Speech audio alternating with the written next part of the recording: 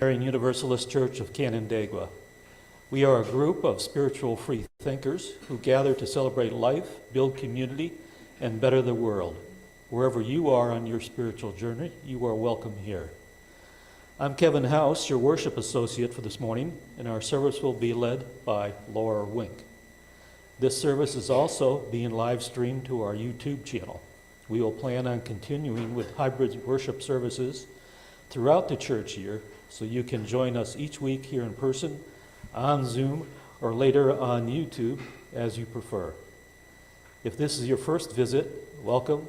We invite you to sign the visitor's book in the entryway. And whether it's your first visit or your 100th, we are glad that you came. I have a few announcements to share with you. We will be collecting the cards for Joys and Sorrows after our first hymn. Please fill them out or type into the chat box on Zoom if you have something you would like to share. Children are invited to stay for the full service and use the activities provided on the rug on the left side over there as needed. Water communion, our annual in-gathering, will be next Sunday. Bring water from home or from your travels.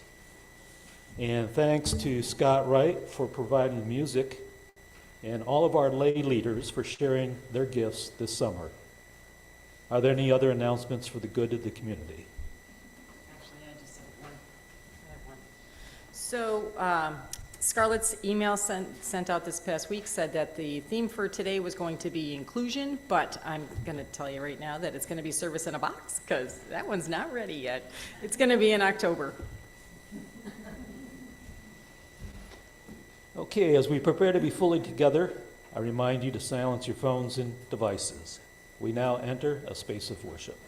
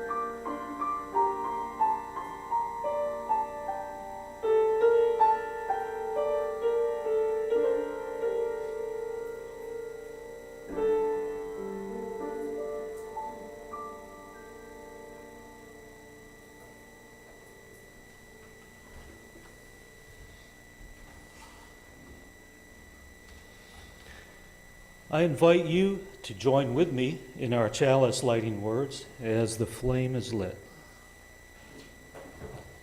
We gather this hour as people of faith with joys and sorrows, gifts and needs. We light this beacon of hope, sign of our quest for truth and meaning in celebration of the life we share together.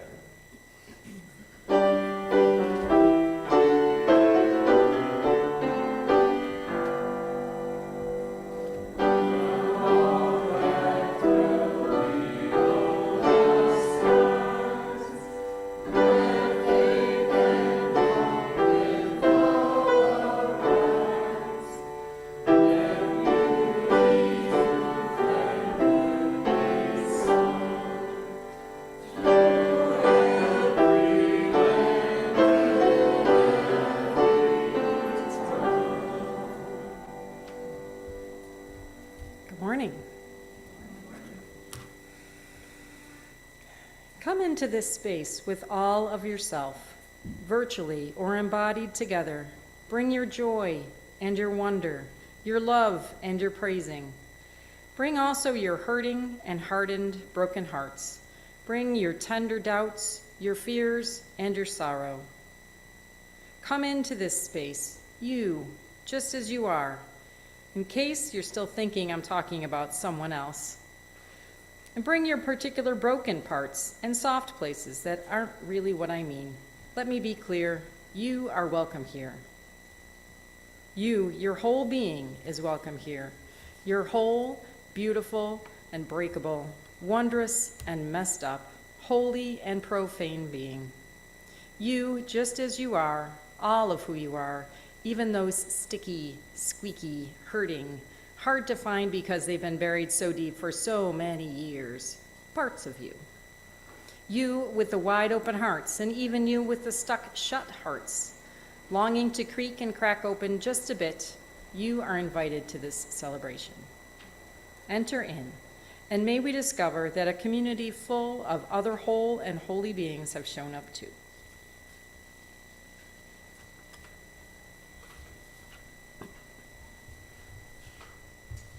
Hey folks, our opening hymn is going to be number 331, Life is the Greatest Gift of All. I'll go through the chorus one time, full through it. So, here we go.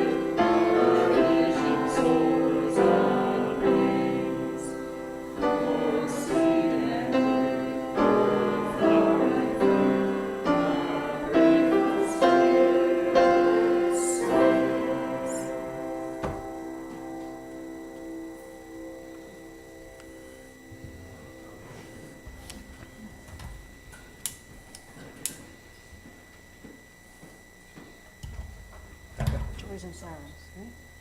I got it. Okay. We are a community that holds one another in our celebrations and in our pain. We welcome you to share your joys and sorrows by writing them down on the card you found on your chair and placing it in the basket when it comes by, or by typing in the chat box in Zoom. Know that whatever your heart is holding today, whether shared or not, we are with you.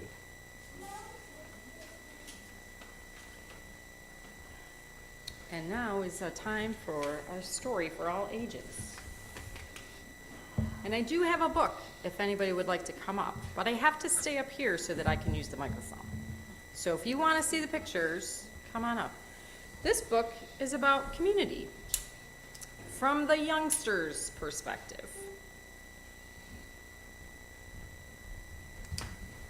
How far away can I be? It's still here. How about this? Okay. Can I do this?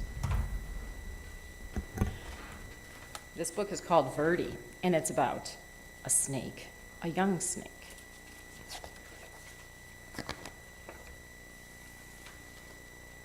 On a small tropical island, the sun rose high above the steamy jungle, and a mother python was sending her hatchlings out into the forest the way all mother pythons do. Grow up, big and green as the trees. And her little yellow babies scooted and scattered amongst the trees, but Verdi dawdled. He was proud, enjoying his bright yellow skin. He especially liked the bold stripes that zigzagged down his back. Why the hurry to grow up big and green, he wondered. Maybe some of the older snakes in the jungle could tell him, so he ventured into the treetops to look for those snakes. And he found them. Umbles, Aggie, and Ribbon were lazing on some branches nearby. Verdi peered into their droopy green bodies. "It's not polite to stare," chided Aggie. Umbles burped and groaned. "It's taken nearly 4 weeks for that lizard to digest. I like lizards, but lizards don't like me." "Why don't lizards like you?" asked Verdi. "Don't interrupt," Umbles grumbled. "Dear me," whined Aggie. "If I don't shed soon, this itchy skin will drive me bananas." Verdi tapped a tune with his tail as he waited to speak. "Stop that, Verdi. It makes me nervous," Ribbon complained. "Besides, you'll never grow up to be properly green, always interrupting and constantly fidgeting." Verdi couldn't imagine being in such a hurry to be like them, and he really wanted to keep his sporty stripes. So hoping to find snakes that weren't so boring, Verdi slipped away. Dozer was snoring in a tree not far from the others. "Hello," said Verdi. "Do you want to climb trees with me?" "I'm tired," Dozer said. "Go do a few laps around the jungle, okay?" Verdi's heart sank. Greens were not only lazy and boring, they were kind of rude. At the top of a very tall tree, Verdi gripped one branch with his tail and another with his little snake jaws. "I will never be lazy, boring, or green," he thought. "I'm going to jump and climb and keep moving so fast, I'm going to stay yellow and striped forever." And then he let go of the branch, and he was flung high into the air. What a great time! He did a somersault. Look at that. He's so excited. From a distance, the greens watched. "Oh my," they said. Ribbon shook his head. "At this rate, he'll be lucky to make it to his first molt." Aggie nodded. "He's likely to put an eye out on a branch." And Umbles moaned, "He may not live to turn green. Look at him spinning around." But one day, Verdi's skin began to peel, revealing a pale green stripe stretching along his whole body. "Oh no, how can this be?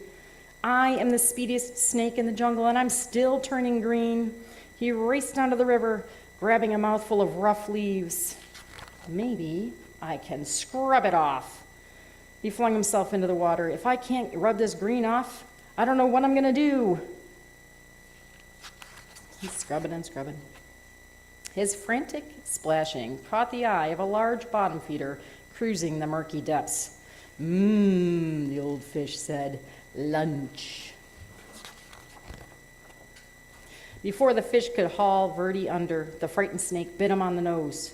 With a blast of his rubbery lips, the great fish sneezed and sent Verdi flying into the air. Slapping onto the soggy shore, Verdi skidded just out of reach. He was safe again, but a little shook up. "That was close," he said. Every inch of his body was covered with wet, gloppy mud. Kind of lumpy, kind of brown. Sure beats being green like them." And he left the mud on. But the soft brown muck dried into a hard gray shell, and Verdi could hardly move. If he even budged, the stuff cracked off in jagged chunks. And as each piece fell away, Verdi could see that his body was even greener than before. "This is terrible," he said. He pictured himself hanging around in droopy loops, itching and complaining and worrying all day like the old greens. He looked up into the sky where the sun blazed a beautiful yellow, just the color he used to be. He pulled a vine to the top of the tree and decided to get close to the yellow sun. Launching himself from the treetop, Verdi startled a flock of colorful birds. He was dizzy with delight, sure that the bright sun and his lofty speed would turn him golden again. In his joy, Verdi forgot that he was going to fall right back down again. Whippity-whappity, whip-whap-wham! He plummeted through the trees and landed in a crooked sprawl across a log on the forest floor. He couldn't move. "Help," he croaked.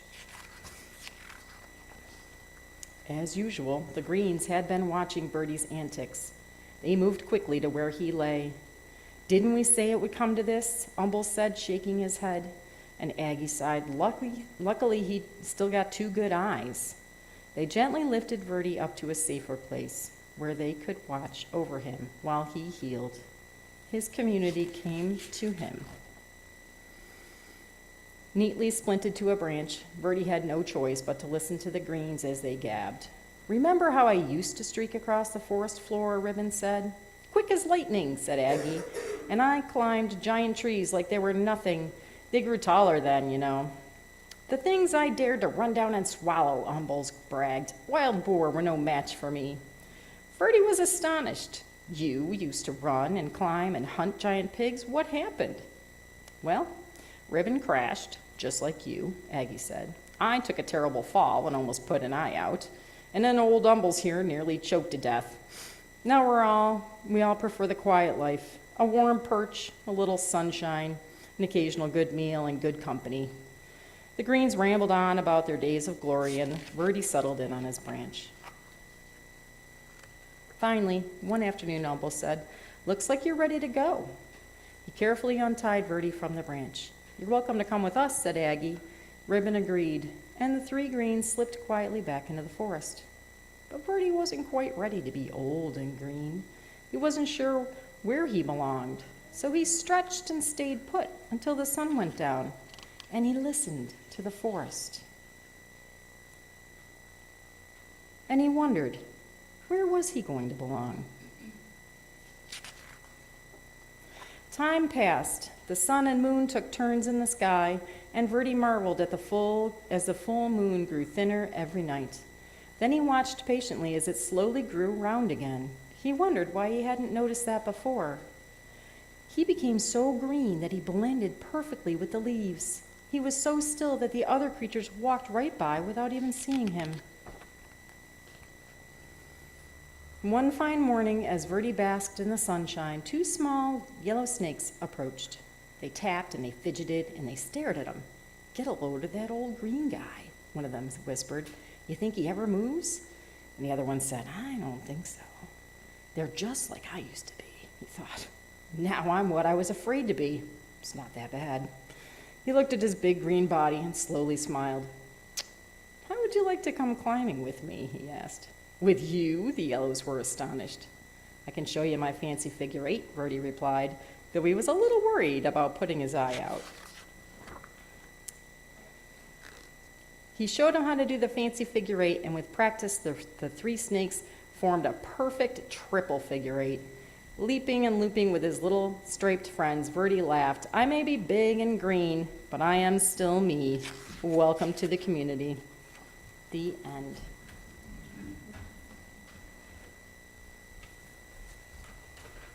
Okay.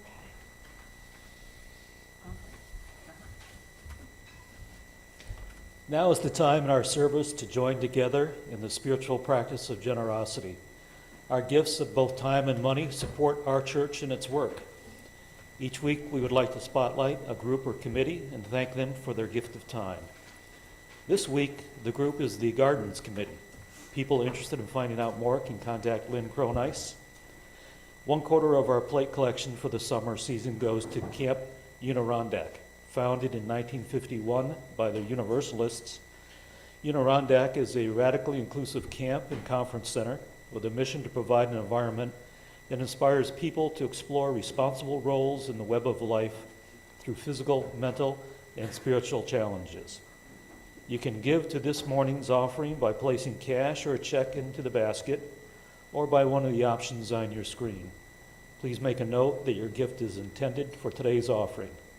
We now gratefully accept the offering.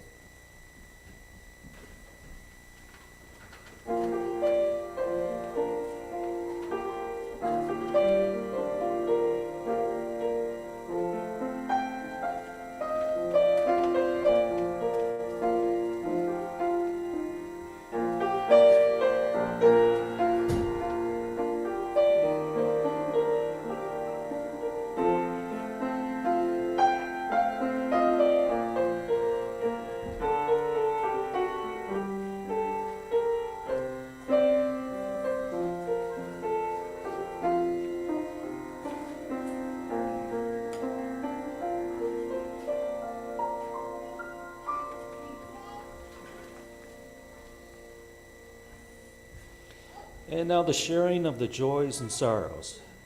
From Melissa, finished knitting another blanket. Bon voyage to Carrie Graff, who will be on her way to Scotland. Joy that there will be a 3-way stoplight installed at Cooley Road in the next 2 weeks. And this one from, on the name I'm not telling, I'm just happy. From Jeannie, joy that my sister-in-law Nikki is here with me again and for the summer picnics which I have enjoyed. And joy and beauty of this day and welcoming hearts in this place. Prayers for my friend's son-in-law recovering from a serious injury. And joy for safe, fun travels this summer and quality time with lots of family.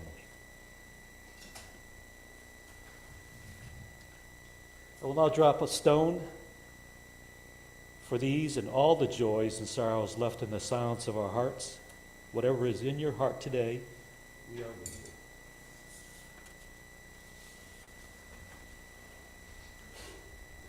you. Now is the time for our responsive reading.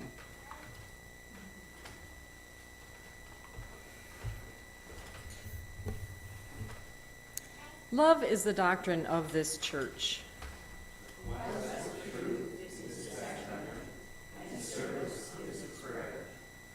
To dwell together in peace. To serve humanity in fellowship.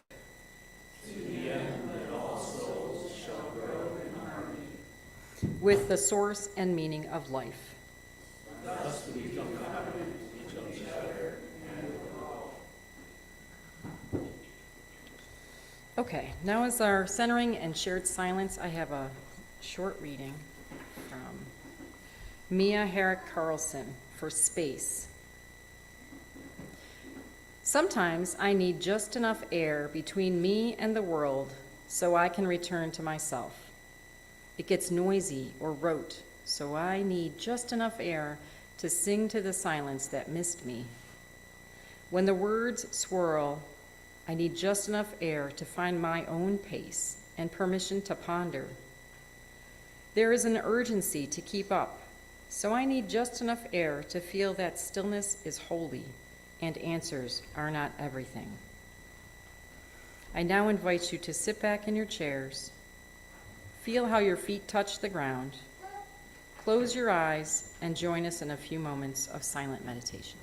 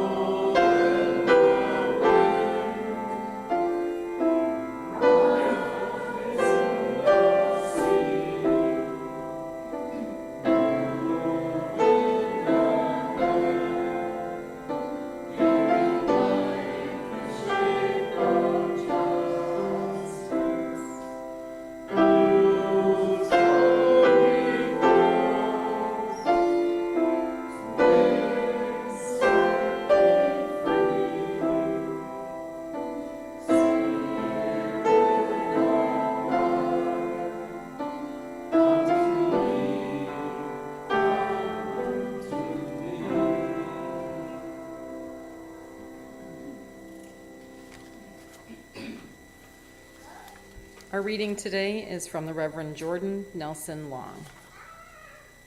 Sometimes I suck at things, even when I care about the larger implications. And you know what? Sometimes your friend or neighbor or colleague does too. And a thing that American culture and Unitarian Universalist theology, interesting overlap there for sure, are both adverse to grasping is that we as people can commit to a thing and suck at doing what we're committed to, and still keep going in the service of our commitments.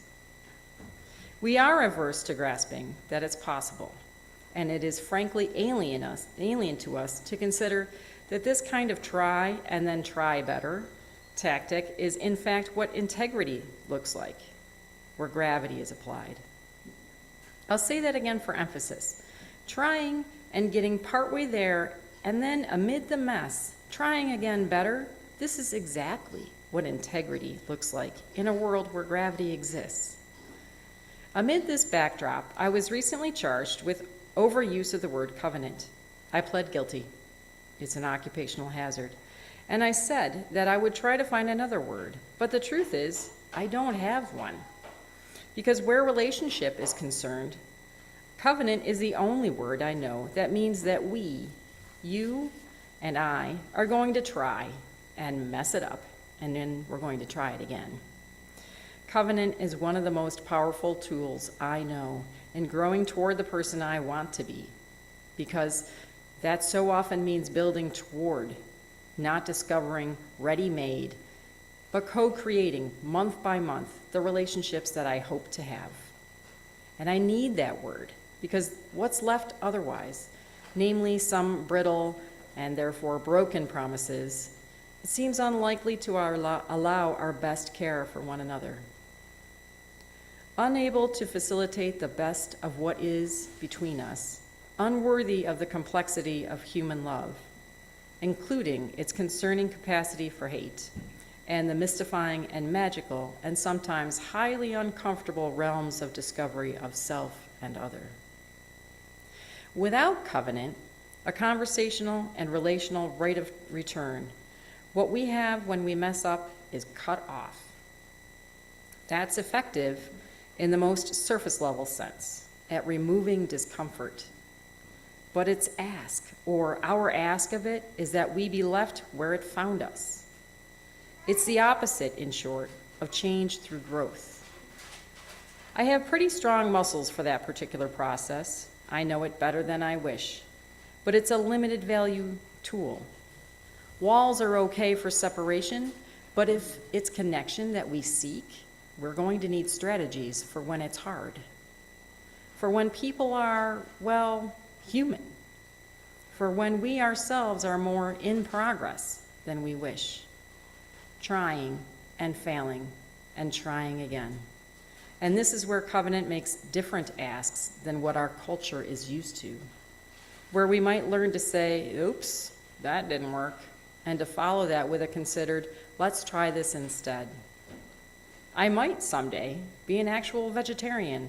What I am right now is someone willing to learn out loud, a person with tools more effective than shame, and a believer in the power of relationship, in the pursuit of personal and social growth.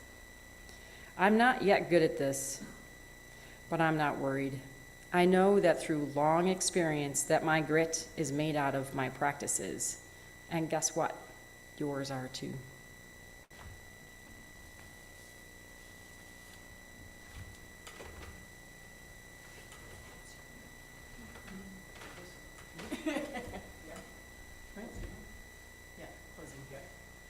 Folks, before we sing our closing hymn, I just wanted to express my joy for serving you guys and for playing this summer. Bill has always been very gracious in inviting me to come back, and it's always it's fun to do it. So, yeah. Thank you.